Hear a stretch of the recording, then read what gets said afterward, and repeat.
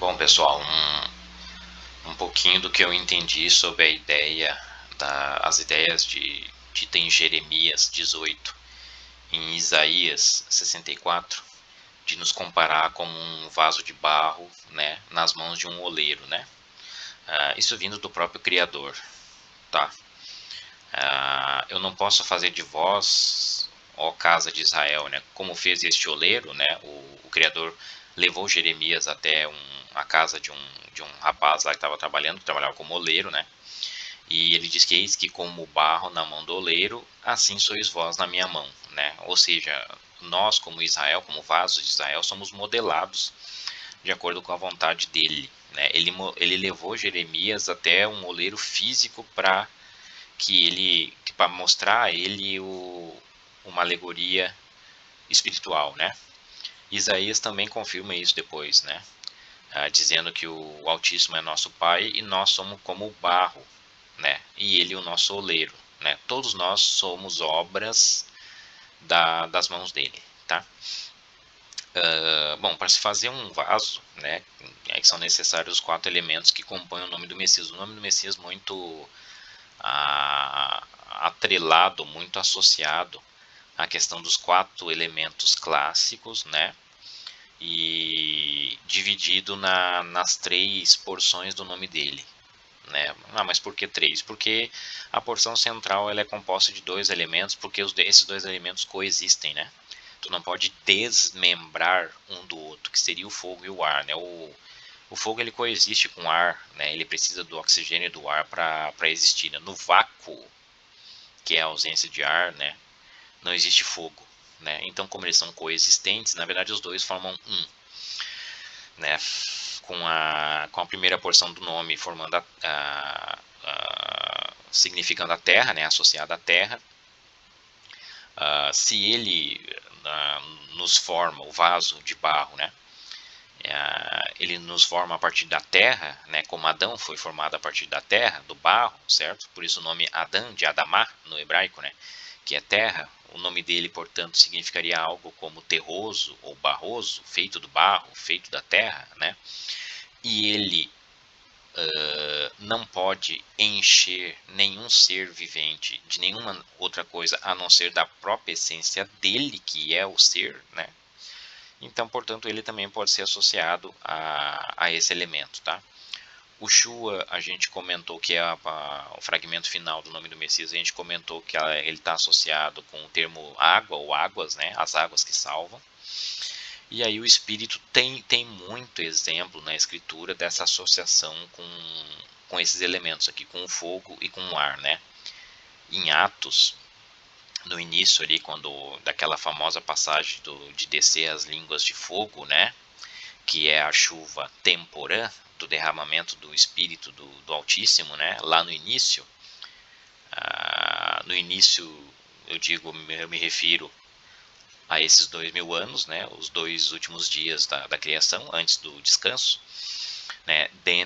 Eu me refiro ao período dos 40 jubileus, né? As 40 semanas de gestação da mulher, não é isso? Até a formação do filho varão. Por isso que eu digo lá início, né, da chuva temporã, e agora, hoje, nós estamos no fim. No fim do fim, na verdade, né?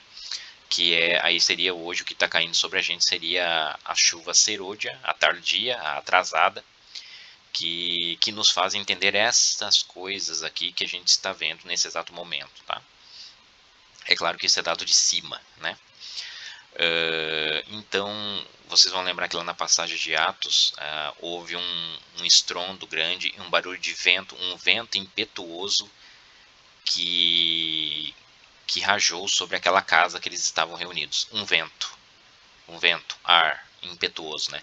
E aí depois desceram línguas de fogo. Então esses 2 elementos estão diretamente relacionados ao componente central e conector do nome do Messias, que faz referência ao espírito, ao entendimento, tá?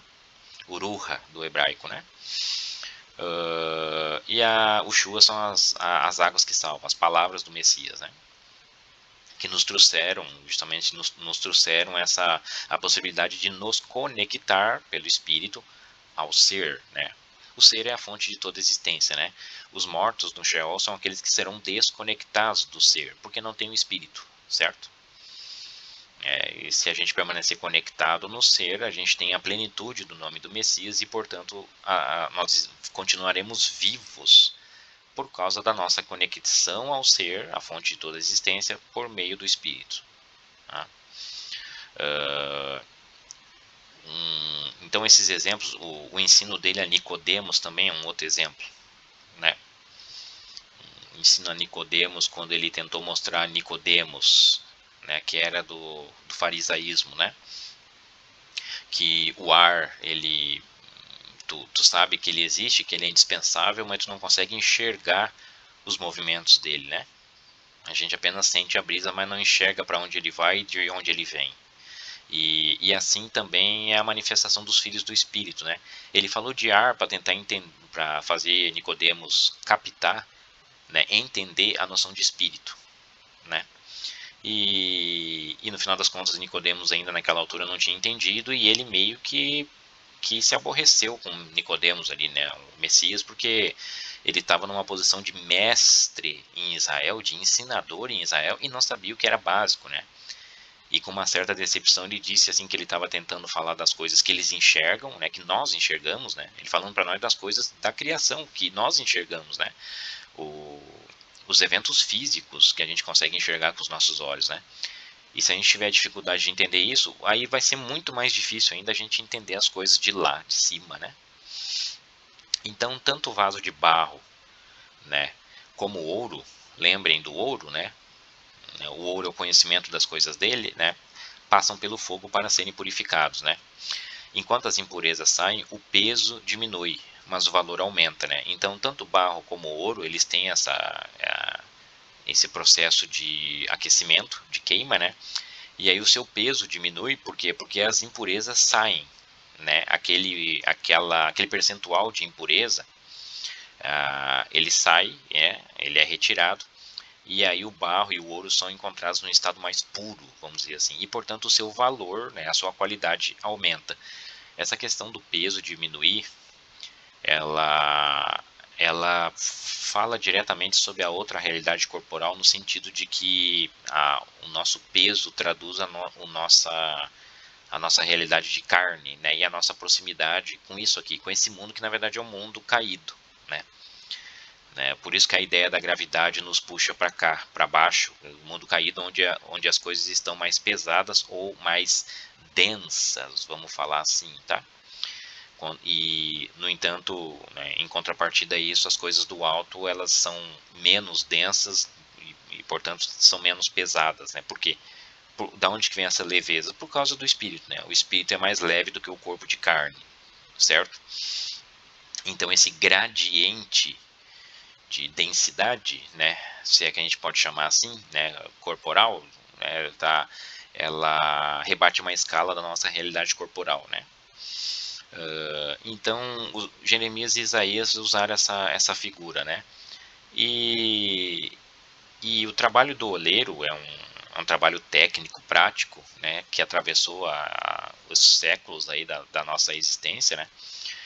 E uma pesquisa rápida aí sobre os passos básicos, é claro que de uma produção para outra, né? Dependendo dos detalhes, dos requintes, podem mudar uma coisinha ou outra, né? Mas, de um modo geral, né, a preparação desse vaso de barro feito por esse profissional, né, se divide nessas três etapas aqui, que é a preparação da argila, a moldagem ou modelagem do vaso e depois a secagem dele, tá?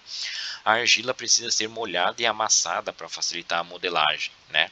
E é possível também retirar impurezas, como pedrinhas, que podem atrapalhar a modelagem. Então ela passa por essa fase de purificação, né? De modelagem, que o oleiro, que é o nosso criador, busca a forma que a gente deve ter, né? E retirar as impurezas significa o batismo na palavra, com o fogo, né? Que a gente comentou há pouco tempo. A carta de Tito, por exemplo, diz isso bem claro, né? O nosso lavar da regeneração, né? Significa isso, né? Seria retirar as impurezas, porque na verdade o termo batismo quer dizer limpeza, exatamente isso, né? Quando a gente pega uma água sanitária ou um pinho-sol, né?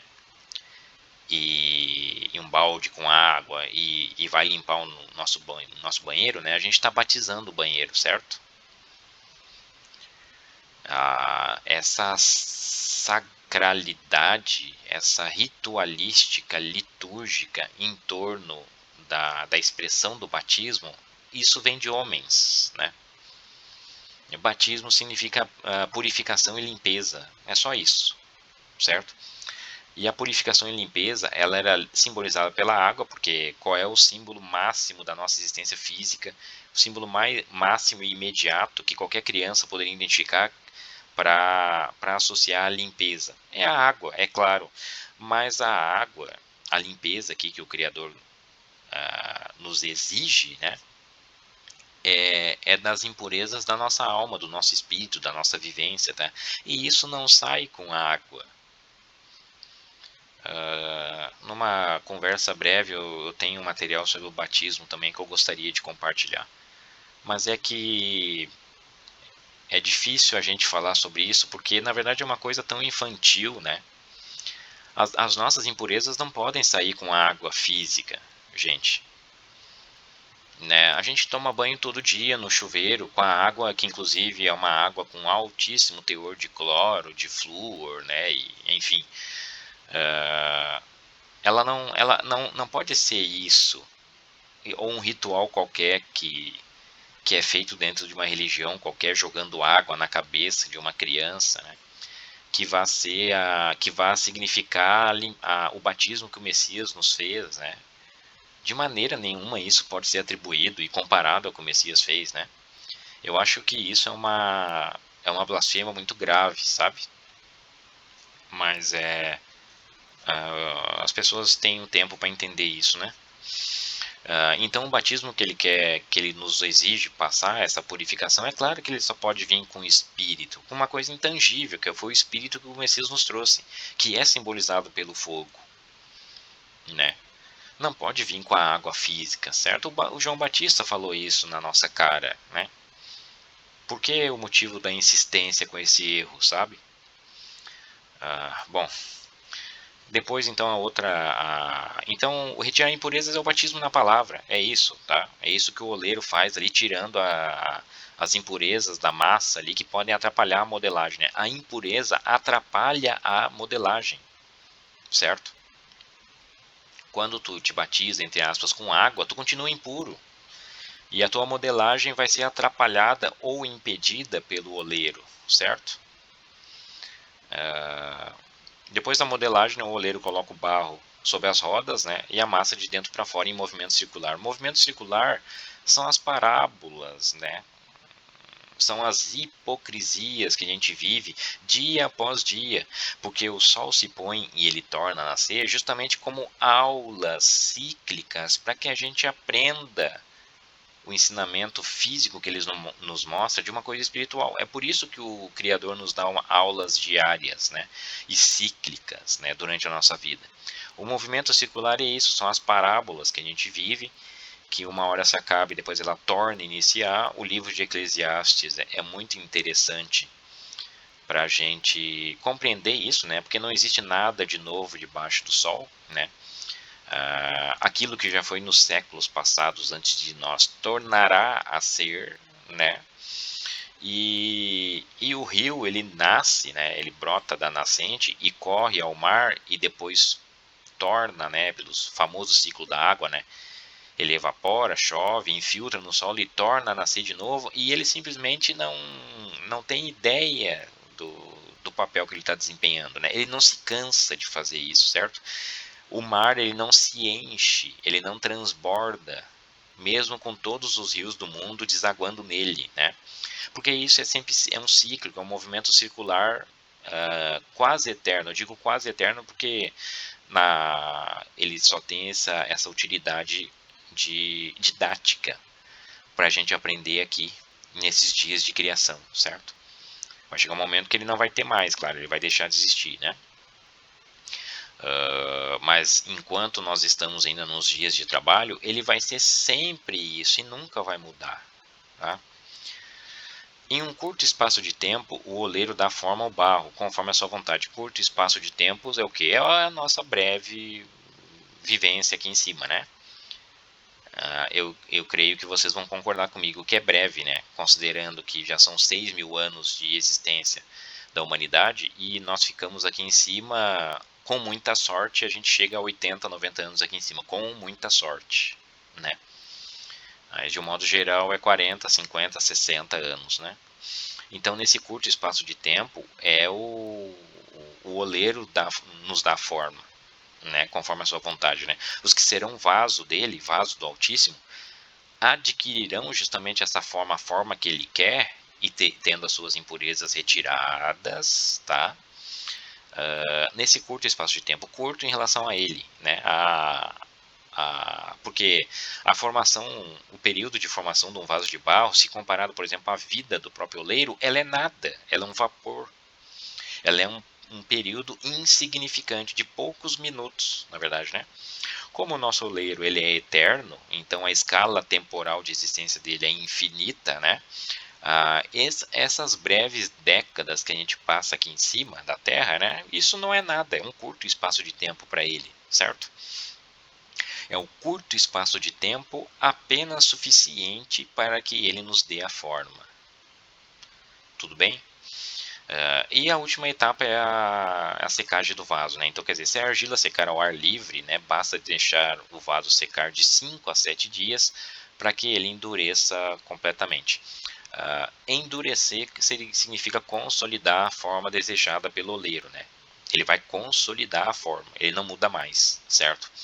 O ar livre é o entendimento. O ar, lembra o ar e o fogo? É o entendimento, é o espírito do Criador, tá? E, para fechar, né, os 5 a 7 dias, vocês, lembrando lá da escala, né, as vigílias do dia hebreu e os dias da criação, a escala dos dias da criação, eu ainda vou trazer o mapa mental dos dias da criação aqui, mas de 1 a 6 dias são os dias de trabalho, em que o Messias disse, quando ele estava sendo confrontado pelos fariseus, né, com os discípulos, colhendo espigas no dia de sábado, né? Na verdade, tudo que a gente vai fazer é colher espigas no dia de sábado, né? Eu pretendo trazer também um material que explique sobre isso, né? E a relação das espigas de trigo com o termo Shibboleth, né? Que é aquela senha lá no livro dos juízes, né? Na altura do juiz Jefité. Isso está diretamente relacionado, tá? Eu vou trazendo um outro material. Mas ele tinha dito então naquela altura para os fariseus que o pai ainda estava trabalhando e ele também estava trabalhando ainda, ou seja, ainda era dia de trabalho.